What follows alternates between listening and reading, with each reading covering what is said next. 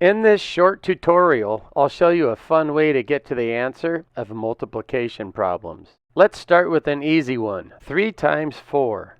Double the 3 and cut the 4 in half. So 3 times 4 is equivalent to 6 times 2. Double the 6 and cut the 2 in half. And you'll see that 3 times 4 is equivalent to 12 times 1, which is 12. Let's try another one. 7 times 8. Double the 7 and cut the 8 in half. So 7 times 8 is equivalent to 14 times 4. Double the 14 and cut the 4 in half. So 7 times 8 is equivalent to 28 times 2. Double the 28 and cut the 2 in half. And you'll see that 7 times 8 is equivalent to 56 times 1, which is 56. Let's try 8 times 9. It's easier to cut the 8 in half, so let's switch it to 9 times 8. Double the 9 and cut the 8 in half.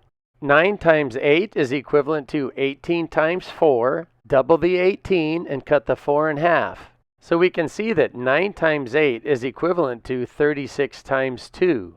Double the 36 and cut the 2 in half. That means that 9 times 8 is equivalent to 72 times 1, which is 72.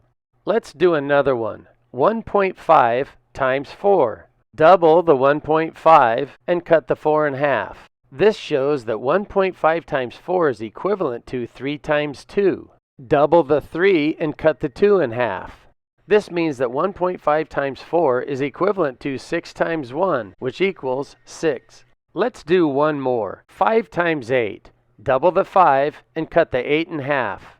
That means that 5 times 8 is equivalent to 10 times 4. Double the 10 and cut the 4 in half. And you'll see that 5 times 8 is equivalent to 20 times 2. Double the 20 and cut the 2 in half. This shows that 5 times 8 is equivalent to 40 times 1, which is 40.